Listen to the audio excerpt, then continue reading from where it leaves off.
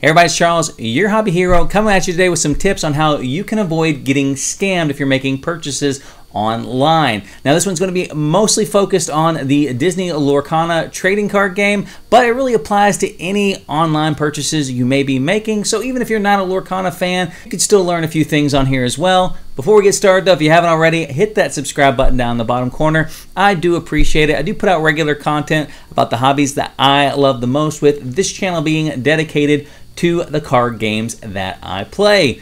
Now, with anything in life, added popularity brings a whole lot of extra attention, not all of it good, to those individual items. And this hobby right now has got a ton of attention on it, which has brought a lot of negative individuals into the hobby, trying to take advantage of people who may be new to trading cards, maybe new to making purchases online, and really exploiting those individuals and trying to take advantage of them by scamming them out of their hard-earned money. We're going to go over some things to look out for today, some common scams that they run, and how you can avoid being scammed with 100% success rate by following these simple steps. So the first thing I want to talk to you about is some of the suspicious activity that you may see right out of the gates. These are things that are going to jump right out really at the start of the transaction that are kind of let you know that you probably need to start asking more of these questions, and definitely not gloss over any of the other additional steps that we're going to go over here.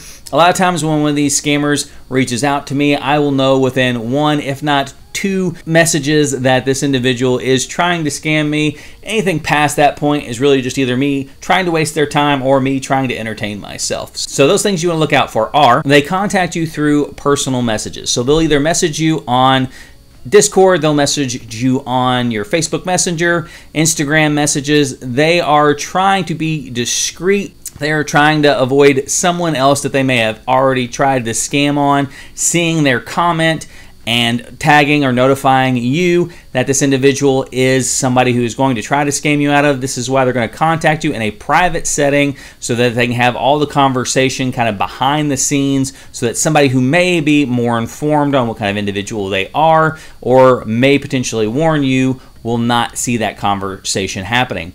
Pricing is another big one on this one. A lot of times their pricing for their particular items will be too good to be true. They want to make sure that they are creating an opportunity for you to maybe gloss over some of the other information because the deal is just so good you can't pass it up.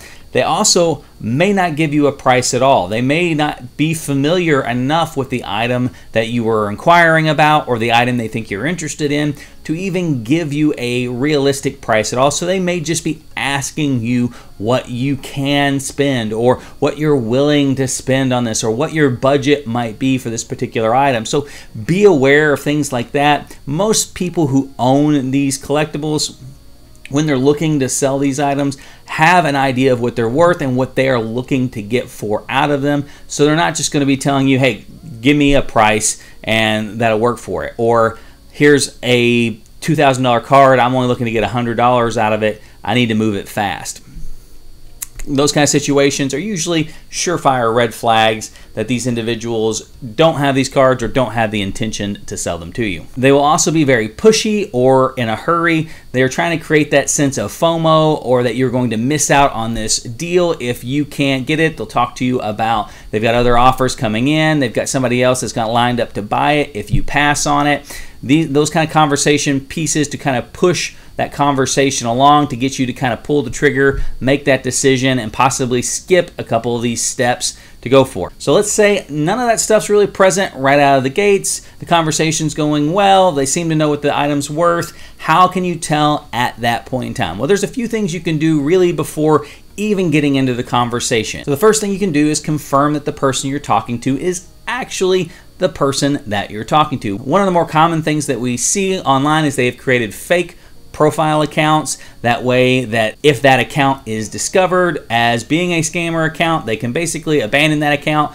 start a new account over again, start the same kind of con over again with a fresh new account, fresh new profile picture, and all the baggage that was associated with the previous account goes away because it wasn't a real account. So how are some ways that you can tell if the person you're talking to is actually the person that's represented on their account? The first thing that you can do that is very obvious is whether or not their profile matches up with the other information that's present on their profile. If they've got an account that looks like it's more suitable for an OnlyFans or a dating website rather than selling Mickey Mouse cards, that's probably a good sign that they had just taken a photo, possibly a photo that they used to run scams on other sites, and used it in this particular situation. Another thing you can look at is the number of friends that they have on that account. If they have no friends or a very low number of friends, or the friends that they have also look like fake profiles that have been set up, as far as their pictures all look like celebrity shots, etc., is another good sign that the account that you are working with is not a legitimate account.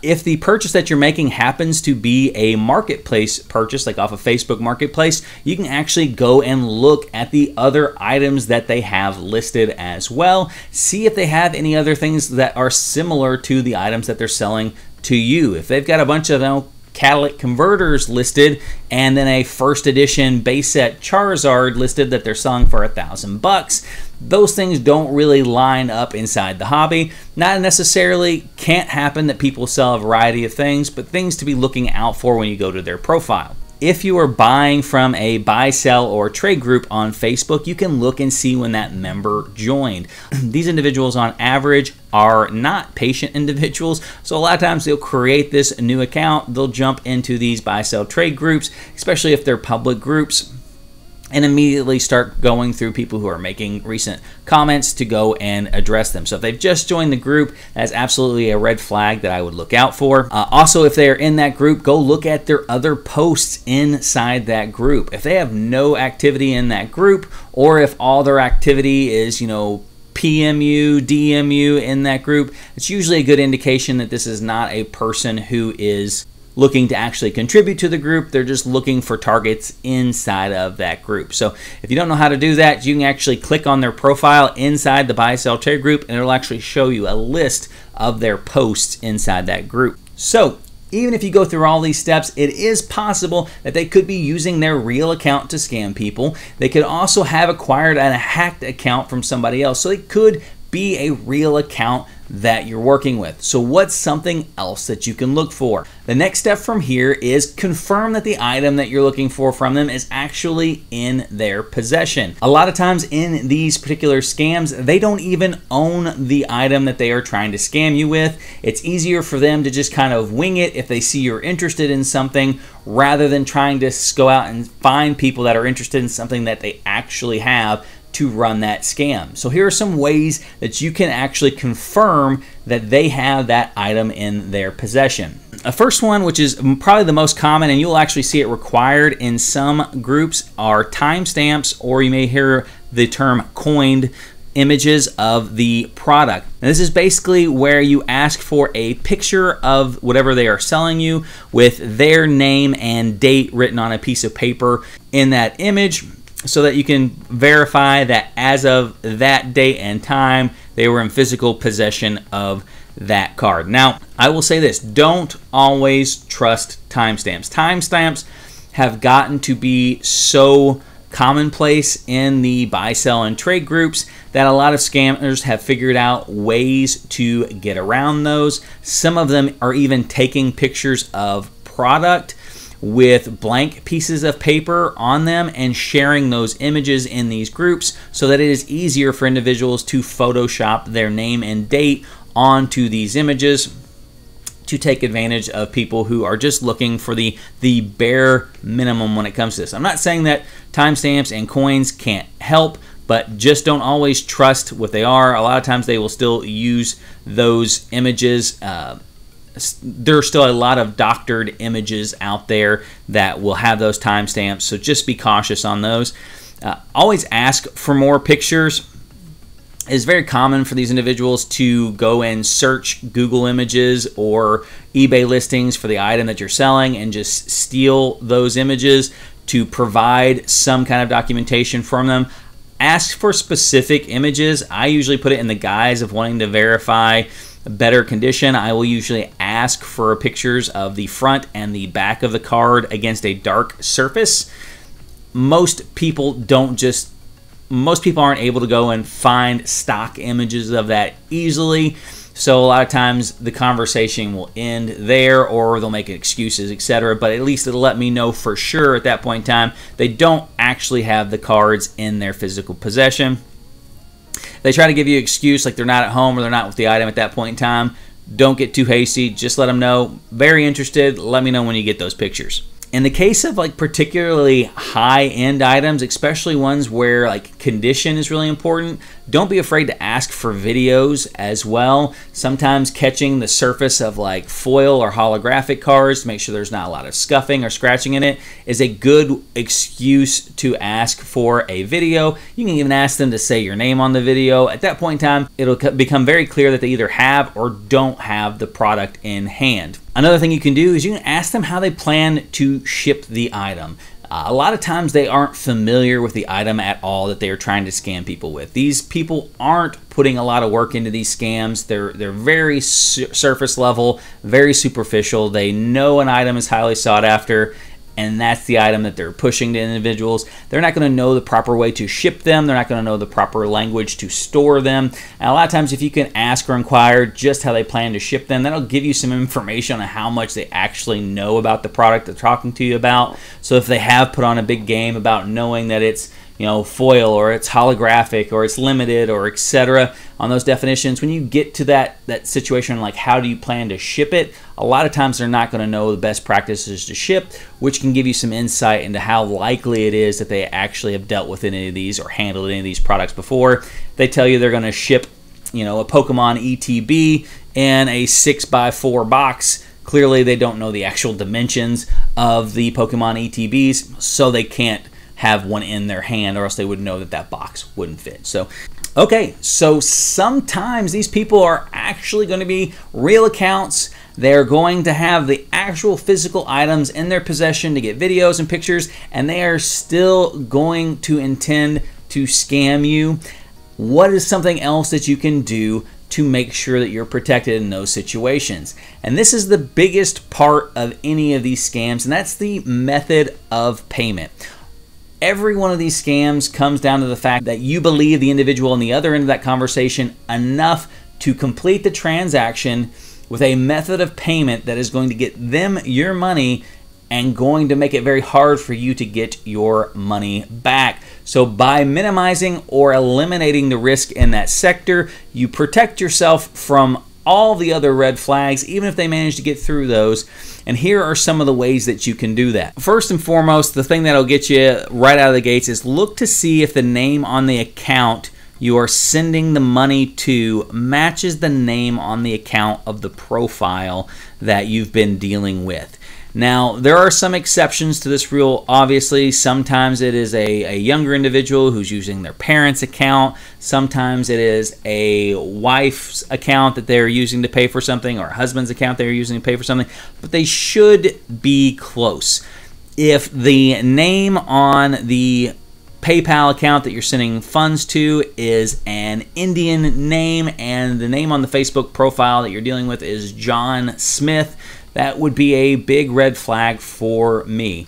Another thing too is always make sure that you are paying with PayPal goods and services or Venmo goods and services. Now, it's very important that you have the goods and services on those, because if you send via PayPal or Venmo with the friends and family tag, then you will not be protected by PayPal and Venmo's terms of service. So that is what they're going to try to do. Common excuses to this is that their PayPal is either frozen, they can't access it, they forgot their password, or that PayPal goods and services hold their funds, which they do, but they only do that on either new accounts or accounts that have had suspicious activity on them in the past. In those circumstances, again, those are more red flags for me. If they're telling you that they can't access their funds on PayPal through goods and services, a lot of times that means it's either a brand new account they set up to run these scams, or that they've run these scams on that account and PayPal has put them on restricted access to the funds until delivery confirmation has been received on those items. So more red flags there. We mentioned PayPal and Venmo. Don't use Cash App or Zelle, neither of those have any protections built in. If they tell you that they do not. Another scam that I have seen grow in popularity as well is where they will ask you for your email during the transaction, and they will actually email you something from one of these providers stating that they have received the funds, they are on hold to clear the funds, send XYZ dollars to release those funds, and it'll be an automatic refund back to you, but it will clear the transaction, so to speak. So something to the effect of, so-and-so has sent you $600 to approve the transaction and unfreeze the funds. Please send $200 cash, friends and family, to release those funds. You'll receive your $200 back. They'll receive their $600 back, whatever it is. But it's going to make it seem like you've already received some money and that you're good to send some money back to free it up. Or it could be the same dollar amount as well, 600 and 600. It doesn't matter. They will never ask you that. None of them will ever email you asking you to send money to anybody ever. Another thing to keep in mind, and this one is really only if you are selling, but on PayPal, if you're using goods and services, you have to send it to the email, or you have to send it to the address that is on their PayPal account. If they ask you to send it to another address, you cannot do that and still have it guaranteed arrive. Basically, they make a claim when it shows up saying that they never received the item. You provide tracking. Tracking shows that it went to an address other than their PayPal address. The addresses need to match to make sure that you are protected as a seller. But again, that won't come into effect as a buyer on there. But just a small note, I have seen that come up a few times as well, where they've asked it to be shipped somewhere else entirely to throw off that goods and services guarantee that PayPal or Venmo offers. It should also go without saying, but I have seen it, don't ever send cash, check, or money orders. If somebody tells you that is the only way they do business, then you need to tell that person they need to figure out a way to do all their transactions in person, because the only time you should ever be using those method of payments. I don't care what the situation is, don't send money those ways. Best case scenario, they're not trying to scam you and the money could still get lost in the mail. Don't do it. But I have seen a few scams that have been done with like cashier's checks. It's just a bad thing to do. So there you guys go. If you follow these tips, you should be 100% covered and protected from any kind of scams that you may encounter in the collectibles community. Make sure you guys leave me any questions you may have down in the comment section below. I'll try to answer them as best I can. And until next time though, guys, Hobby Hero